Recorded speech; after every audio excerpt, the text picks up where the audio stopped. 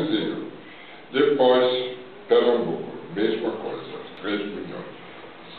Lá em Ceará, mesma coisa. Em Manaus, muito baixo, há tempo. Todo lá se apoia e recebemos. Rio Grande do Sul, a deputada, a governadora, chorou, disse pode dar 1.500.000. Brasília, o governador me telefonou 2 vezes, disse venha, precisa de apoio para sair esse negócio. Fiz reunião com todo mundo, 2 fazendas, vou sair lá. Do Espírito Santo está telefonando, insistindo, 2 fazendas, porque não tem.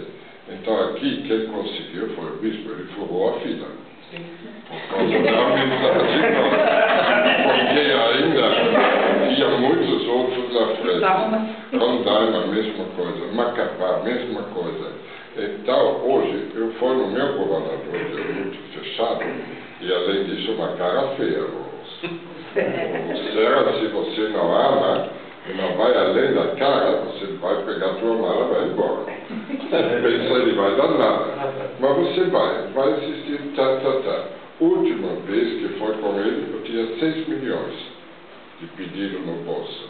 Saiu tudo, ele disse para o outro, atende logo tudo, porque é mais barato do que qualquer outra coisa. Porque hoje eles criam consciência, se não tem recuperação, tem cadeia, e custa, e eles são obrigados. O governador de Piauí disse, eu sou condenado, eu tenho que fazer 1.600 vagas. Se eu não faço, o juiz está em cima de mim, eu fico preso. Agora eu vou gastar todo o dinheiro do Estado só com cadeia, depois tem que manter, e não tem recuperação. Eu vou investir pesado na recuperação. E paralelamente começamos um plano de prevenção nas escolas, eu te digo. Tantos e tantos governos estão assumindo.